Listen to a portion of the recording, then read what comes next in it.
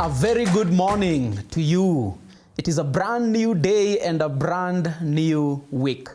Welcome to Motivation Monday, where we start off your week with challenging conversations and inspiring stories. We are glad that you have tuned in. Where are you listening us from? Where are you watching us from? We would like to hear from you. And so send us a text message on 20316. Send us a WhatsApp message on 0786 316 316. We would love to hear from you.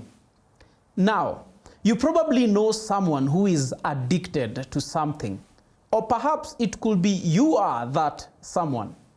The question today is there hope for such a person? Is there hope for you, perhaps, who is addicted to whatever it is that has taken a hold of you? Today, in the conversation that we are having, we have someone that is the embodiment of what it looks like to actually overcome. Today, we are talking about overcoming addictions. And joining me today is Mr. Karibu sana. Asante sana. Yes. Thank you, Pastor Mugaya, for having me. Yes. My name is Andrew Kimani. Thank you. I am a grateful believer, a sinner saved by grace. I tell people I am not a good guy who messes up sometimes. I am actually a sinner saved by grace. All right. Thank you. Thank you, Mr. Andrew. What a joy and honor to have you join us today. This is Motivation Monday, and the aim really of this show and the conversations we have in this show is to motivate individuals, to bring them inspiring stories, challenging conversation that challenge the way we think, but even more that bring about transformation in our lives. And so we are glad that you are able to join us as we have this conversation on overcoming addictions. And so before we delve right into the conversation at hand, I think it would help to have a bit of background, contextual background. So just give us a bit of background into who Andrew is. Thank you. I'm humbled and honored to be here. Andrew is, like I said, a grateful believer. I am a Christian, born and bred. I was born into a Christian home. Actually, my grandfather was a reverend. Oh. Yes. Well, my family is Christian. I would not say that we lacked. I believe we're blessed, because I went through school without too much trouble. And then somewhere along the way, I discovered the world.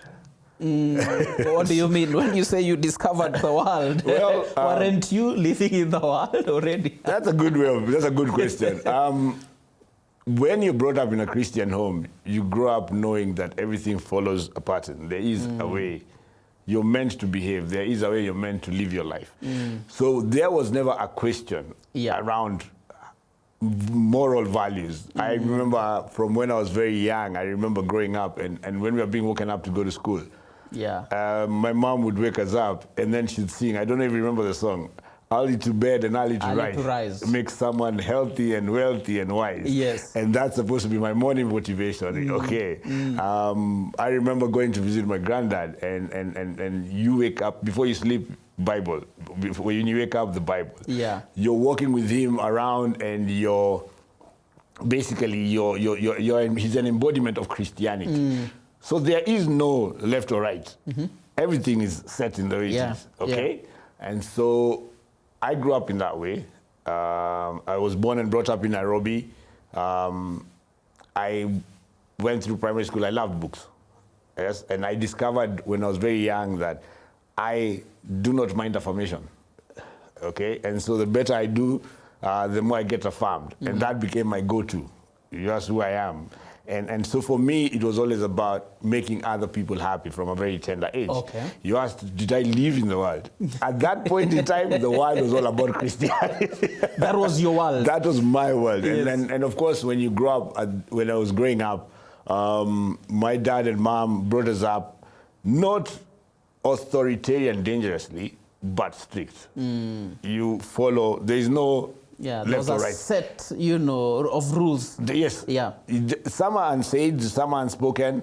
You just grow up knowing that this is what you can do, this is what you do not do. Yes, you do not watch TV at this time. Yeah. Let's go with that. Yes. Yeah, you know, you come from school, you need to do your homework, you need to do this, you need to do that. Yeah. And so you grow up knowing that you need to honor your father and mother, that Okay. kind of thing. So I grew up in that manner, through primary school all the way, started 8, went to high school, and in high school, I was brought up in Nairobi, went to school in Nairobi. High school, I went to Nyeri. So this is, as we call them, Bontao. Yes. I don't like it, but yeah, okay, yes. But it is really. It is the reality now, yes. So born in Nairobi. Yes. You know, part of your early education in Nairobi, but now in high school, this is where you go to. Yes. Outside of Nairobi, to Nyeri in this instance. So I went to Kagumo High School, yes. All right. So is that where now sort of things turn for you? Or maybe later? Well, at that point in time, you meet it's a new environment. You meet new people, okay? I think my dramas began because I really craved affirmation. That's why I brought that in. Yep. So when I did not make it to the national school, my name was not on the newspaper. It took a toll on me. So I was like, I've failed. In my head, that was failure. So when I went to Nyeri, and I've learned this is very important, how we perceive. It has a very big role in everything we do. My perception was I was going there because I had failed. The school I went to is one of the best schools in the country. That's true. But in my head, it was, I had failed. So that was like the beginning of me now just sinking into a zone. Yes. And so when I was there, you see different people, you learn and you get exposed to people from different backgrounds. Yeah. Right? And then you realize that there is another world, in a sense. Outside of the Christian world that you're used to. Outside of the Christian world that we are used to. Yes. And you realize that this individual, now you see, when you go to a boarding school, you have 3 months with these individuals. Yep. You will tend to start asking yourself certain questions. And you will wonder, why is so-and-so, he's my age, but he knows so much about the world. You know, and that whole conversation. Yeah. So there was that, yes. So that's where now I think my curiosity was piqued even more. Yeah. I already loved to read, but now I became more curious about the human being. And so you mentioned something, and I think it's maybe something that might be helpful to just build a bit on. It seems as from early on, there was a desire to please people. Yes, I love pleasing. You craved the approval of, so to speak, or maybe crave is a big word. Crave would be a big word because it's something that I've thought around, and right now I'll go into what I do now. Yeah. But before we will get to that. Yes, before I use the word crave, I'd rather say other people's joy. Okay. Is what gratifies me. Okay. From when I was very young. Yeah. Yes. Yeah. All right. And so now, up to this time, you've grown up in a Christian home. Yes. There are norms and rules in terms of this is what you do, this is what you don't do, and I believe in that arena, and especially for the purpose of our conversation today, one of the areas you don't venture into is issues of drugs and substance and alcohol. Of course. Yeah. So how do these things find their way now in your life? So remember, I'm born town. So I had seen alcohol, and I knew I'd seen a few people who smoke within the greater extended family. So I knew of their existence. We did not live in oblivion. In oblivion. No. Yeah. I knew of them. I just knew that they were not for me. There was these ones they were set aside, if I may use that language. But then, in the same breath, then you realize that you go to high school and you realize that some of these guys actually do. I remember a situation when we were in, I think, Form 2. And there's a guy who was caught with Bangli. And it was such a big deal. I think he actually got locked up. Yeah. And it was a big deal. So for me, I was really scared of that. But yes, so you have seen them, but now you're in an environment where people actually actively pursue them. You see the difference? Yes. And so how does your journey then begin in terms of you not just seeing them, knowing their existence, but you finding yourself, so to speak, immersed into these things? So remember, as far as I was concerned, I'd gone into school, I thought I had failed. The way I thought in my mind, I thought I'd failed. And so as I progressed through school, I realized that because I don't get the affirmation that I had gotten before, so you sink into your own zone. Because of sinking into your own zone, inside my head, this is all inside my head, because I'm not getting the approval from my parents that I am craving. Now I will use your word. Yeah. And so you just experiment. But I tried to do it very secretively. So I'll buy my own cigarettes and hide them. I'll say that now. I don't think I can get punished today. But praise the Lord, but you have overcome, so you also thank God for that. Oh yes. It is the grace of God, to be honest. But then I was not actively smoking or drinking. I did not drink. I drank after school, basically. I had tried it, but not in school. I was very particular about authority. I still am. I am very particular about honoring and respecting authority. For me, it has always been part of my my way of life, my character. Funny thing is, one of the books I read at that time, one of the people I used to look up to was the Mafia. Okay. Yes, because I read Mario Puzo, The Godfather, and for me they had honor and integrity, and they respected women. Funny enough, it's a very weird, it's a paradox, I know, but yeah. But then I looked up to the Mafia for their set of rules, the way they lived their lives at that time. So it's I think it's just a paradox in terms of convoluted perceptions. Yeah. Yes. Yeah. So high school into campus, and I'm really just trying to get, how does this transformation happen in your life? So, in terms of this is who Andrew was, this is who Andrew has become, especially in terms of that period of time. So one of the things about substances is that you don't notice you're going into them, or you're going deeper because your body starts acquiring tolerance. Yeah. So I get out of high school and I had a bit, because I come from a Christian home. So the biggest issue that pushed me further was the fact that I have a falling out with my family because I smoke and I drink. And of course it's a big deal. Yeah. So the rule is very clear. If you smoke, if you drink, you're out. Yep. You live your life. I know you've had this before. It has always been. I think there's still places that are that way. And so for me, I took that as an out, in a sense.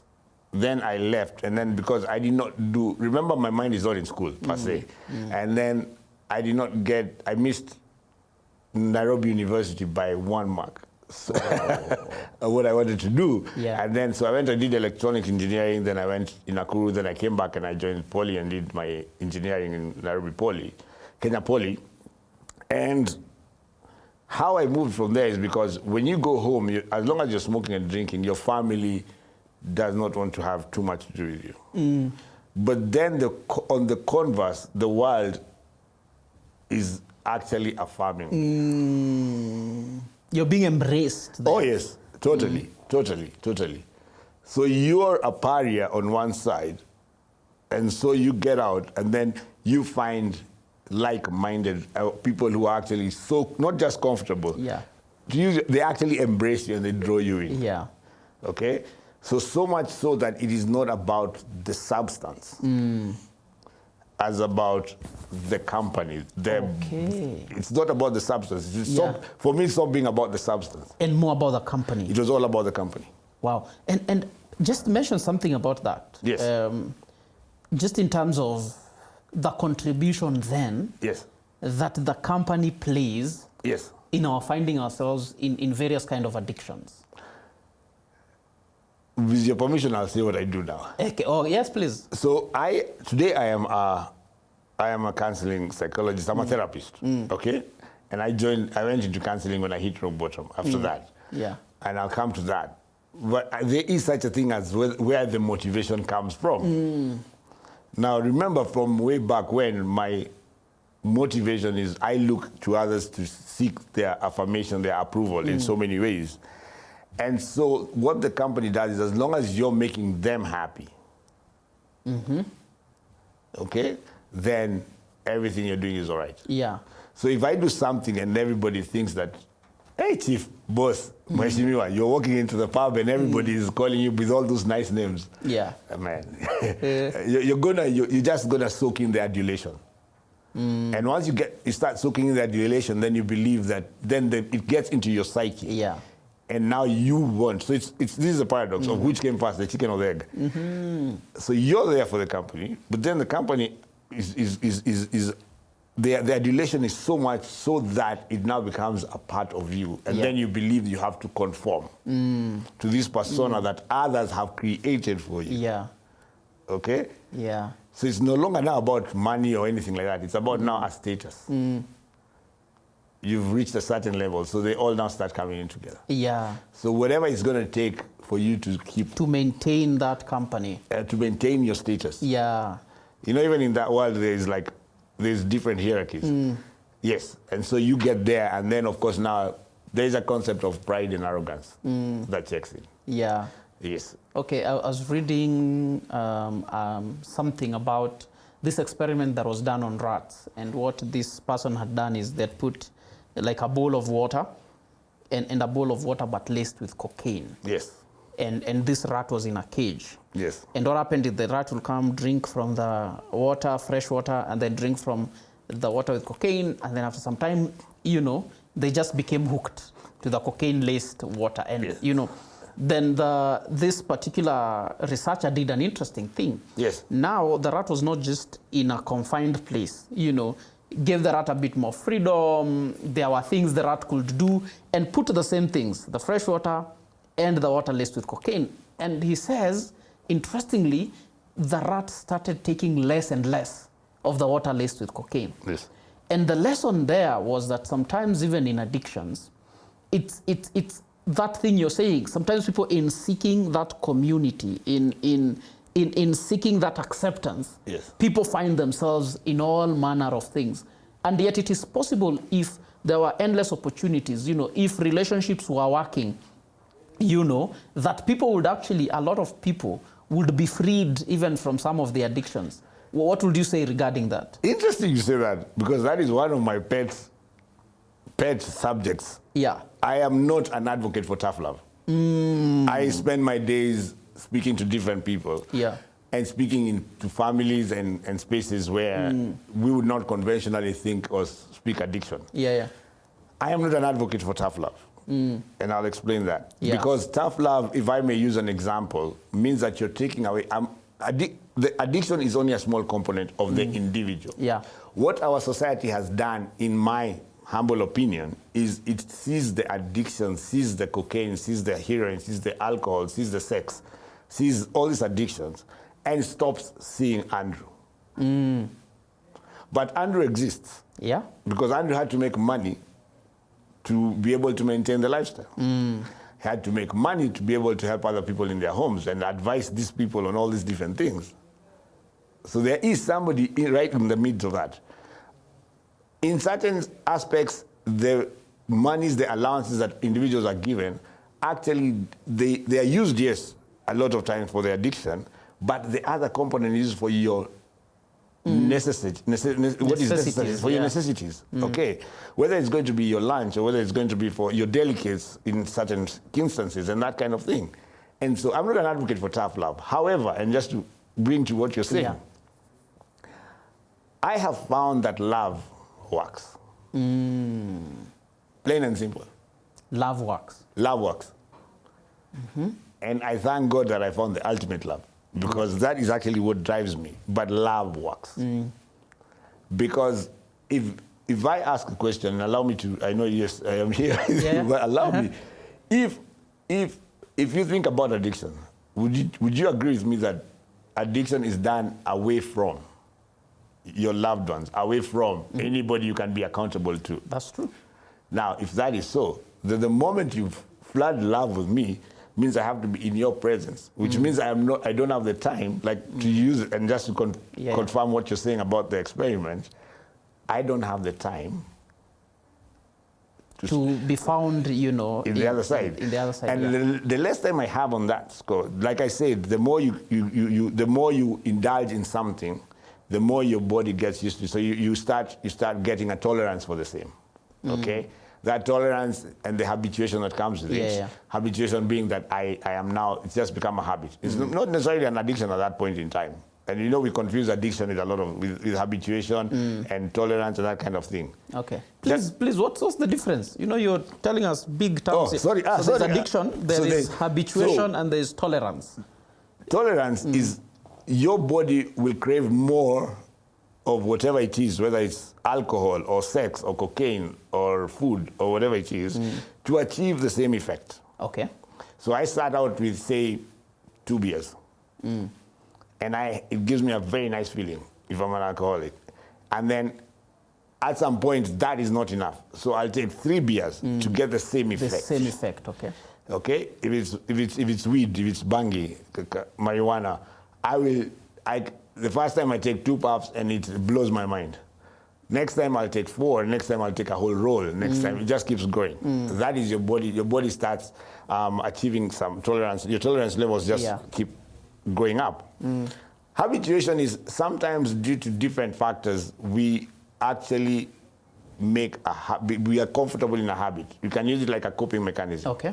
I'm not sure if you've heard that there was this thought process that if you wanted to stop smoking, take something like a carrot or something and you keep biting on it. Or you take a pencil, or in some instances they say, take a cigarette but don't light it. So there was a school of thought that used to say, have a packet in your car, have a packet in your house, have a packet of cigarettes, wherever you go. There's always, let the cigarettes be around you. And as long as the cigarettes are around you and you can see them, then you deliberately will not touch them. So it's just creating habits. It's about creating good habits. Okay.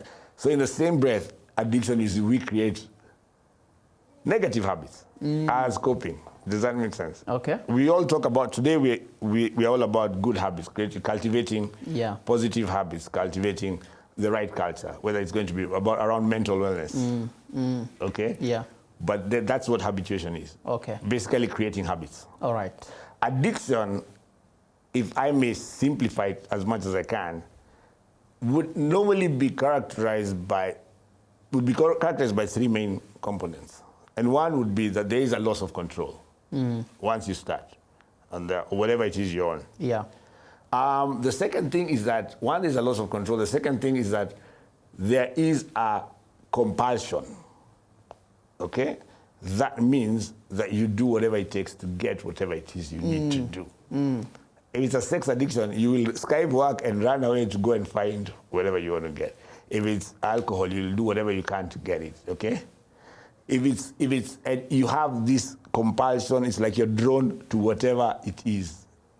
Yes, I see you nodding. I'm sure you can you can see. Yes. Yes. The third component is an obsession, and it's an obsession with whatever is your drug of choice. And I use the word drug loosely because there are substance and process addictions, behavioral addictions. I think I've mentioned sex, I've mentioned there's food addiction, there's gambling, which is a very big deal right now. Gambling is a big deal. And all these addictions actually share the same exact components. There is, as far as in my view, when I approach them, I don't look at them as different because it's not about the addiction, it's about the individual. Yeah, okay, thank you. As you, just going back to your journey a bit, your specific addiction was with alcohol, right? Yes, alcohol and I'd say cigarettes. Yes. Okay. I tried marijuana. I did nothing for me completely. Yeah. We lost someone very close when I was earlier on to ecstasy. I'd seen what hard drugs, cocaine, and heroin had done to people. So I knew to keep a healthy distance from them. Yeah. I was very wary. But the alcohol and the cigarettes, those were my, they were next at all times. Yes. What would you say were the effects of, especially when you are caught up in that life? What were the effects on your health? Physical health, mental health, social health, you know, just your health generally? I'll answer it as you've asked. Physical health, I was not a fan of food per se. I love good food. I even loved good food at that time, but I was not a structured eater, if I may put it that way. I'll eat when I'm hungry, so to speak. My priority is the drink, okay? Socially, I lost out on relationships. immediately the one I can start with is my family, my family of birth, that line, my lineage, because there was a lot of conflict right there. My family of choice, if I may put it that way. Yeah. I lost my partner, the first one, second one, third one. It was a bit of a messy route. I never stuck to it because for me, whichever way I turned, I'd always gravitate back toward the alcohol. Yeah. My own world, basically. Yes, but if you ask me at that time, no, I had no problem. Okay. No. The world had a problem. Yeah, not you. No. No. It's them, not me. Yeah. No, I don't even notice I'm drinking. Yeah. Yeah. And that's an interesting thing, because maybe sometimes we fail to love loved ones who are in addiction well, because we fail to have this insight. For them, that is their world. They are not seeing it as we are seeing it from outside. Just like you said, for you, you did not have a problem. No, not at all. I'm able to work. I'll do whatever I need to do. I'll deliver when I have to deliver. That was never a problem until toward the end. Later on, it became toward the end. But for a long time, it was not a problem. And the funny thing is, I did not like the taste of alcohol or the cigarettes. I had the rule never to smoke inside my house, ever. Because I could not stand stale cigarettes. Yeah. And I was a chain smoker almost, because I did serious numbers. So the funny thing is, I actually craved for the attention of those I loved. But then because of my habits, I pushed them away. Yeah. Okay? And then also because, as you've said also, because I do not begrudge anybody. Because they knew no better, then they also kept their distance, and you put a wall. Yeah. And allow me to say this here. One of the biggest challenges that we find is that the society will push away anybody in an addiction and say, go get yourself sorted, and then come back. And I know this because it happened to me. Yeah. Go get sober and come back. Even when I started seeing that there's a problem, there might be a challenge here. And you get told, go get sorted and come back. Yeah. And you're told this by the church, and you're told this by your own family, and you're told this by the people you love. And what that does is that pushes you closer to... Yeah, deeper and deeper into the addiction. Because on the other side, nobody is complaining. In fact, they love on you. Yeah.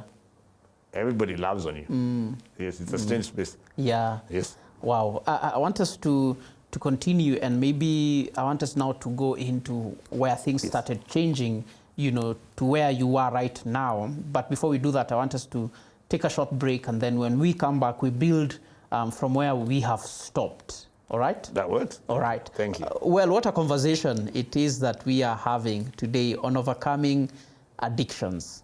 What a story today we get to hear from someone that has actually come from the deepest of pits, and by God's grace has been able to be a witness and a testimony to what God is doing. Well, do you need help? This is Motivation Monday, and today what a conversation we are having on overcoming addictions. This is one that you can't just listen and assume it is for somebody else out there. Life as is, sometimes you may find yourself in this situation, either you personally or a loved one. And so we do pray and hope that these are lessons that you're taking dear to your heart. We also want to remind you that actually we are able to do this because of partnership with men and women like yourself. And so if the Lord is laying in your heart to partner with us in prayer and through your financial giving, kindly send the word partner to the SMS number 20316, and somebody will reach out to you. But for now, let us go back to our conversation where we left it. Mr. Andrew, karibu back. Asante sana. Yes. I'm really honored to be here. Asante. Yes. Asante. So we stopped at you just told us about, some of the effects, Yes. of the kind of life that you led on account of the addiction, both on your physical health, on your social health, and, all that.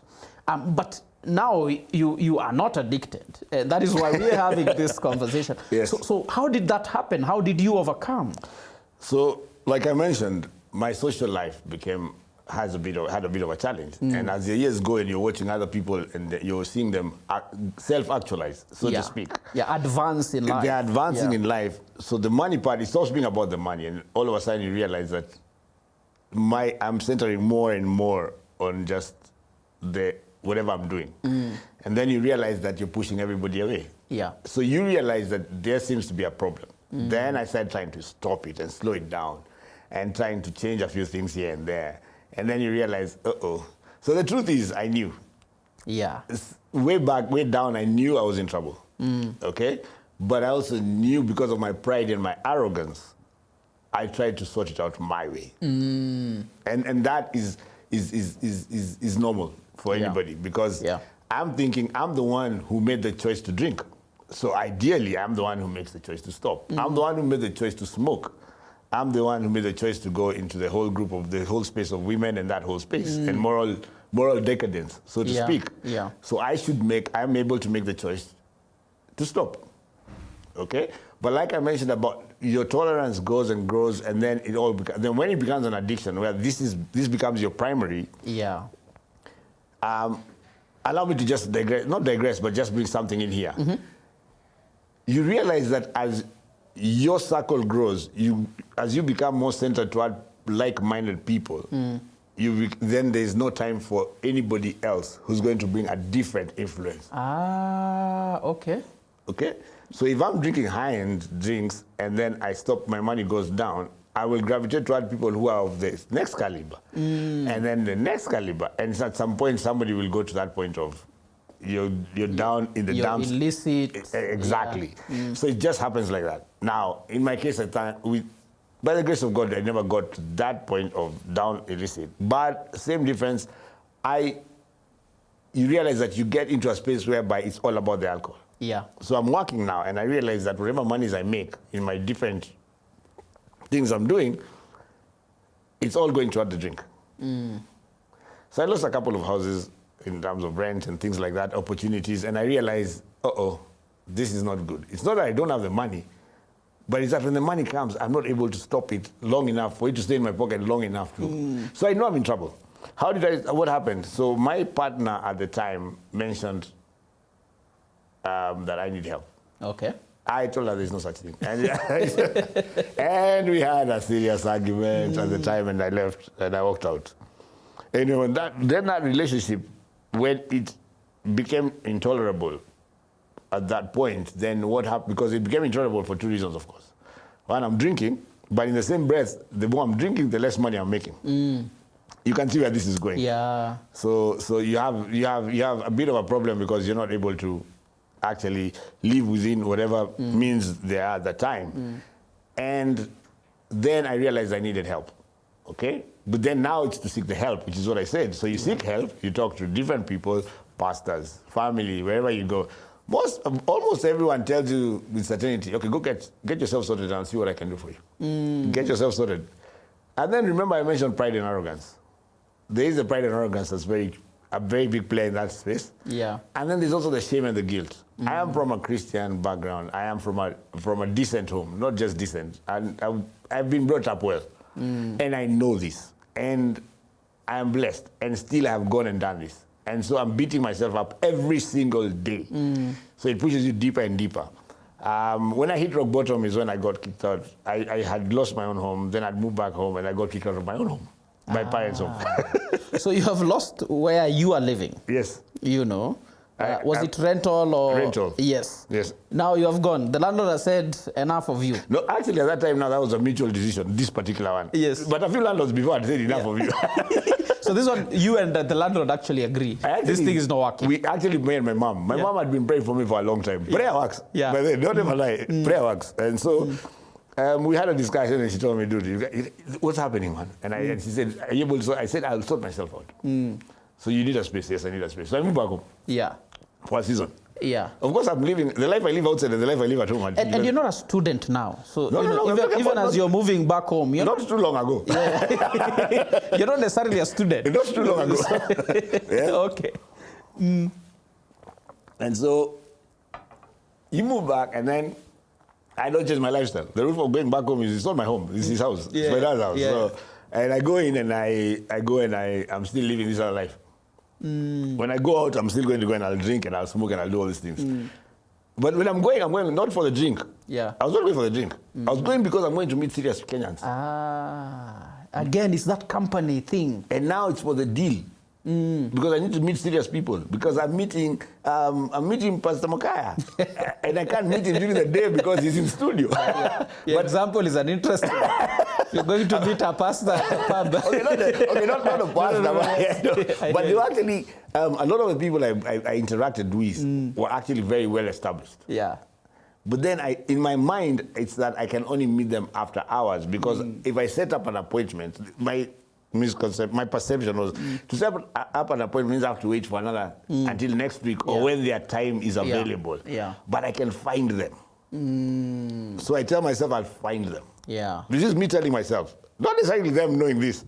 And I go and I meet with them and I sit to them. So I knew that in the pub, in the social circles, in the high-end clubs, that's where you're going to meet people who are serious enough to help me get that one deal that will get me back on my feet.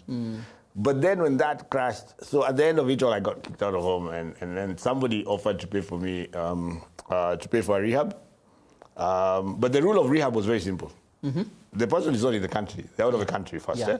So nobody in Kenya was ever meant to know. Okay. So Andre never had a problem. So I tell people I went to rehab not because I had a problem with addiction. I went because I needed a place to sleep. Okay. That's why I went in. Yeah. And when I went in, and but then by that time, the funny thing is, a few months preceding that, I'd been praying to God and asking God help. So even in your addiction, you're praying? I'm praying. Okay. Me and God are pals. I had a thing about that if you play a Christian song in the disco, I will not dance. At all. I never danced to Kunadawa, I never danced to any Christian song. Strictly. Yeah. That was my rule because I thought to myself, no, I cannot do that to God. So I had a very warped divide in that space. And I was praying. And I tell people, so sometimes I'd been somewhere, not necessarily home, elsewhere. And the only place I could pray was in the shower. Because like you say, somebody has allowed you to take a shower in their space. Yeah. And that's the only place you have privacy. So I'll get on my knees before I shower and I'll ask God, please get me out of this one. Yeah. Why am I doing this, still doing this? And I'm doing this and I go back out, finish showering, and I go back out to the bottles as they were. So it was a very messed up time. Yeah. But then God came through. So now you are in the rehab now? No, by the time I was going to, so before that, a few months before the rehab, what happened is I met with a reverend, with a bishop, and he's not a bishop. And we talked with him, and the reason I went to him is because he did not know my family. So everybody else I'd met I knew they knew someone in my family, so they had a perception of who I am and who I'm meant to be, so they told me, but this is not you. And this guy was non-judgmental. Yep. He treated me with all the respect in the world. He listened and he told me and we prayed together. And so I rededicated my life even as I'm still smoking and drinking and doing all these things. And he did not beat me down. Okay. Okay. See the concept of love? Yeah. He never beat me down for what I'm doing. But he believed in God and in the power of prayer unconditionally. Yeah. And so by the time all this is happening, I believe it is God who set it up. That whoever paid for that space, as you know, rehab in Kenya is expensive. Whoever paid for it when they did.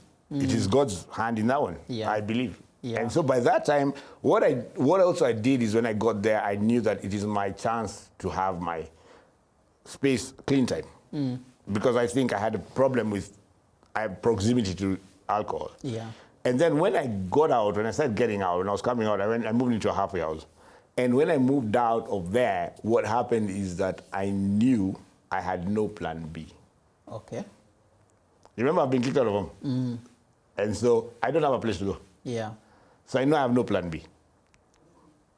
And so God had been showing his hand in all this. Because just prior to that, I told him, get me a space, please help me. And he got me the rehab. So then I'm there and I'm in the halfway house and I started doing counseling. I did a certificate in counseling. I'm not even sure why I was doing it. I was just doing it because I didn't have anything else to do. Yeah. Okay? And when I did that, so I need to say this. Just before I went to rehab the last time, I remember I saw black. I tell people I saw black. What does that mean? I picked up my phone one day and there was no number I could call who would pick up. Wow. And I've just been told I'm getting kicked out of home. Okay. And I don't know where to turn. And I think I had 120 bob in my pocket. Wow. An entire phone book. 500 numbers. It was Amlikamuzi. Yeah, with no one. And I crammed numbers, plus a few other numbers in my head. And as far as I knew at that time, I could not think of one person I could call. Wow. So I knew I'm done. So it was it's make or break at that point. Yeah. And that's when I knew. So I talked to a friend and about rehab, and he was like very dismissive. And so I said, okay. And I went in, and now when I'm in rehab, I'm praying to God, and I have my Bible next to me. Okay, I still had a Bible in all my shenanigans. Yeah. And Proverbs 22:6, train a child in the way that he should go, and when he is gone, he will not deviate from it. Yes. That is a true statement. I always had my Bible with me. I always prayed to God. And God kept coming through. And when I went in and I did my counseling, that is when I discovered Andrew exists. Ah. They showed me, they asked us to do, in counseling there's a concept called the river of life. Then there's Johari's window, which talks about your hidden self and all these other things. And somewhere in that whole course is when I started thinking about myself. And I realized I had never thought about me all my life. Yeah. And so what happened is that now I started asking myself what's up. But then I prayed to God. Then I had a situation in the rehab and they had to throw me out. They were saying like, your money has run out and that whole space. I'm like, seriously guys, where am I going? What's going on? I have nowhere. I have nowhere. And they look at me and say, no, but we know you come from. And I'm like, where? You know. You don't know. I am the one who's from there. And I know that he's not there anymore. I've burnt that bridge. You know, I knew I'd burnt the bridges. Yeah. At that time, I knew I had burnt the bridges. So I talked to whoever it was who had financed the rehab, and they sent me money in pounds. And so God showing himself strong. Yeah. When that money was converted into Kenya shillings, it was the exact amount of money to the shilling that paid for my deposit, rent, electricity deposit, water deposit, and my lease agreement. Wow. To the shilling. Wow. I've changed money many times, before and even after. I have never changed money with a zero at the end. I had never changed money with a zero at the end. Wow. And I knew God was saying something. Yeah. And that house, to get it, I'd look for another one. The other one also has a bit more time. I need to wait because it's still under construction. And I got this other place, and that happened. So since that time, it is all about God. Yeah. Because he shows himself strong in my life.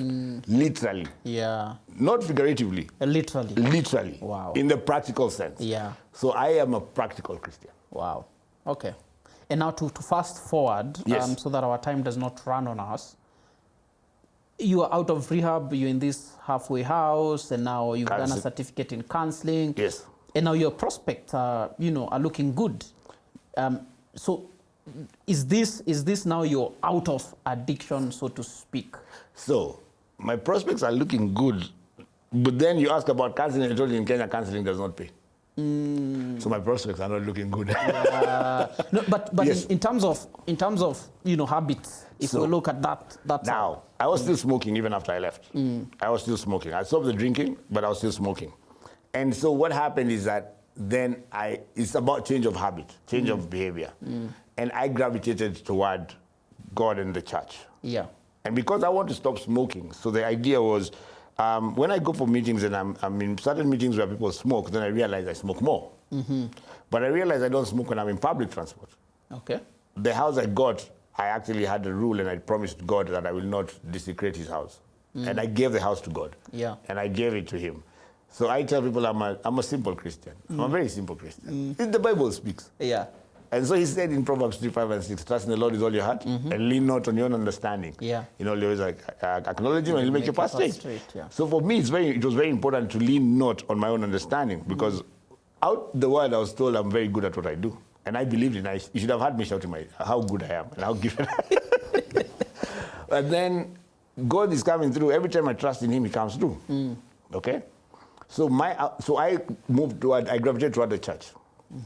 So there was a time I was doing Monday. So at the beginning, I have Sunday there's church on Sunday.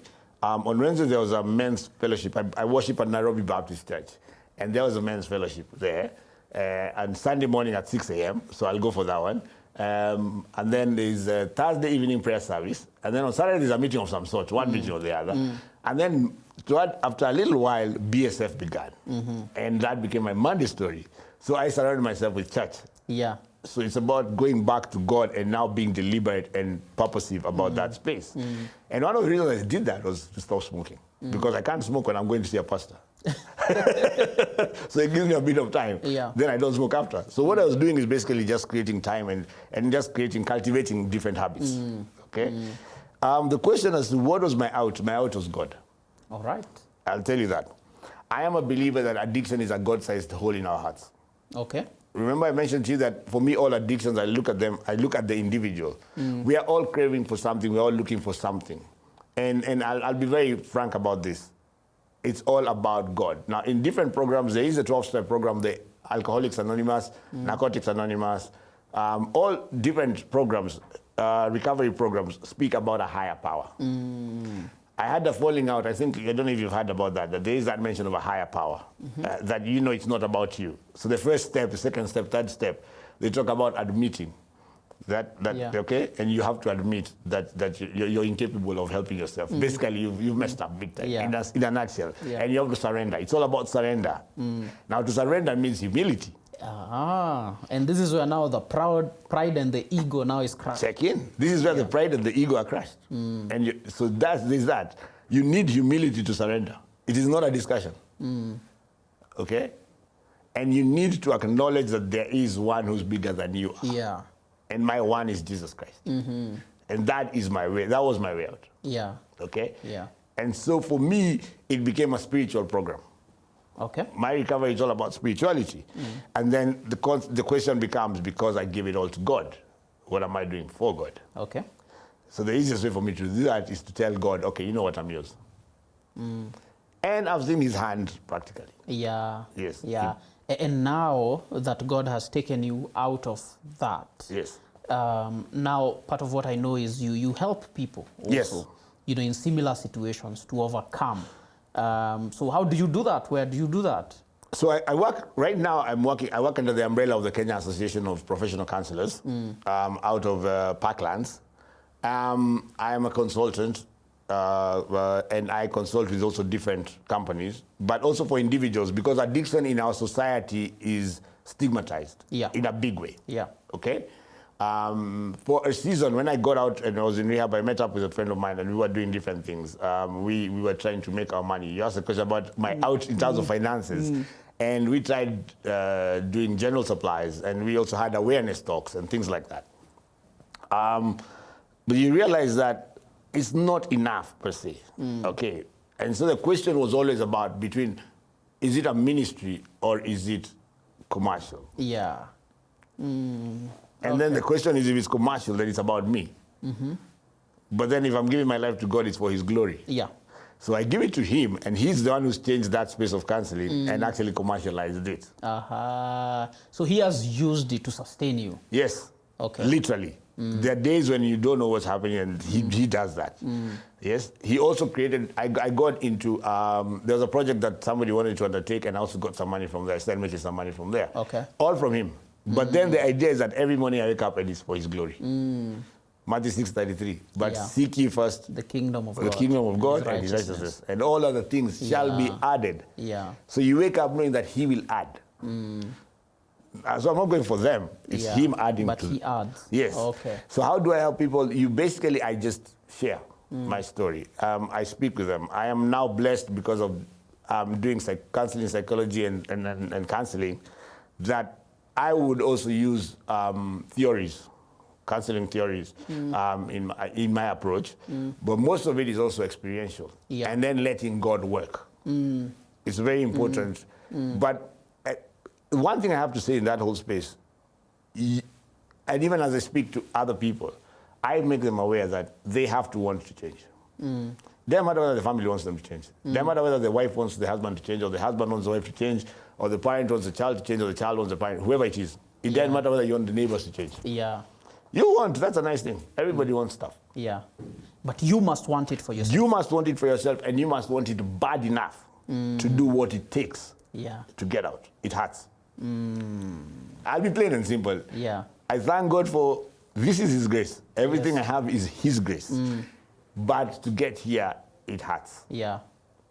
I have to sacrifice, to let go of self in order for that to work. To happen. Yes. Yeah. Well, as we conclude and wrap up our conversation, maybe speak to some of us, and I'm thinking of 3 specific groups. Okay.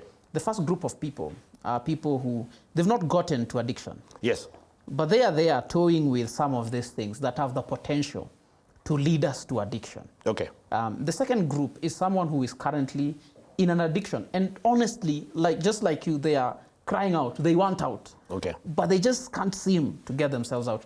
And the third group is someone with a loved one who is in an addiction and they feel helpless and hopeless. What would you say in a minute or so to those different kind of groups? To those who are toying with that space, they may not even know that they're actually toying Yeah.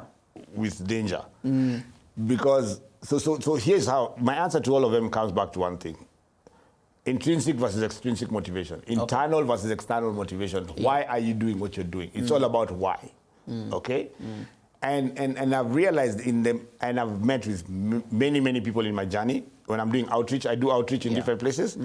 And you realize, even the ones who are toying with it, that we look at the drink as the story. Yeah. But when you ask the person, why are you in it? And I've watched people walk away from that first conversation. I've had people walk away from weed. I've had people walk away from, and their families had given up on them. Yeah. All you did was ask them a question to look inside rather than look outside. So what would I say to those who are trying with it? Ask yourself why. Why am I in it? Yeah. Because a lot of times, we're like a vapor. This will never end. The drink will never end, the smoking, all that. But we are chasing something that doesn't actually exist. It's a mirage. Okay. That's to them. To anybody who's in active addiction, reach out. The shame and the guilt means that you're embarrassed to come and talk to their loved ones. Okay? I would say reach out, and if it's okay, I can leave my number with you, and when they reach out, you can always reach out to me. Yeah, by all means. Anonymity and confidentiality are very, very important for me. Yeah. And why I do that is because I know how it felt to be dissed by people. I know how it felt to be let down by people who you entrusted with some confidence, and then they broke the confidentiality. Yeah. So I try and do for others what I would wish for myself. Okay? So there is that too. Yeah. To those who have loved ones, love on them. Okay. Love on them unconditionally. But do not empathize, but don't sympathize. Okay. What's the difference? So when we sympathize, what we do is, and then I'm getting myself into it, he'll get out. And then also that leads to enabling. So you sympathize, you're basically in the same, I get myself immersed into your world, into your dramas, into your everything, to the point that I will even come, pay your story, and I'm driving in the car when you're drunk and you're driving me and that kind of thing. When I empathize, I understand you're in a space, but I need to be detached, one step detached, and I'm using this language because of where we are. I need to be one step detached to be objective in the assistance I give to you. Okay. We need to be careful not to enable the individual. Okay. Okay. Okay. But you love on them. But you love empathy. on them. With empathy and unconditionally. Okay. And unconditional. It's very important to be unconditional in that. Yeah. Because what pushes people away is when you start judging me. Okay. That's what pushed me away. Okay. And like you said, there is more to the individual than just their addiction. The addiction is a very small component. Yeah. I'll be very candid with you. Yeah. It's all about, but then over and above that, pray. Yeah. And give it to God. Yeah. Okay? Yeah. There is no individual I have met, none, even the ones who purport to be atheists. And I'm saying this out loud. Yeah. Who do not look up to somebody else or something else. Okay. In the Bible, the Greeks were talking about who? The unseen, the unseen God. To the God, yeah. Yes. The unknown The God. unknown God. Yeah. There is an unknown God for everyone. Yeah. Yes. And luckily we know this God. Oh, Jesus Christ is my Savior, 100%. I tell people I am unconditional in my love for Christ. We thank God. And this is His grace, so Yeah. we give it all back to Him. And Yeah. Yes. Yeah. Thank you. Thank you so much, Mr. Andrew, for your time. Thank you for sharing with us your story. It is our hope and desire that somebody today has gotten something. But even more, it is our hope and desire and prayer that somebody will be transformed. And like you've heard, if you are actually struggling, please reach out. We can connect you to Mr. Andrew. We can try and see how we can assist you. But please do not die alone. For those of us with loved ones, like you have had, love on them. Love them with empathy. Well, yes? One more thing. The association I work under has very many different counselors as well under the same. Yes. So if there's any other condition, let nobody think that I can actually access it. All right. To a whole myriad of guys. Thank you. We really appreciate it. Thank you so much for your time. Thank you for having me. The Lord bless you. God bless you. Continue using your story to bring glory to his name and good to many people. We thank the Lord. Thank you. Well, we have come to the end of our conversation for today. This is Motivation Monday. And we aim to bring you challenging conversations and inspiring stories with the aim that your life will be transformed. Reach out to us, give us feedback, give us your comments. 20316 is our SMS line, 0786316316 is our WhatsApp line. Continue watching us on Family TV, continue listening to us on Family Radio. Download the Family Media app where you can receive all of our programs and content. Thank you for joining us. We appreciate that you're able to be with us, and these 25 years could not have been possible without you. And so until we meet again on Monday, the Lord bless you and keep you. See you then.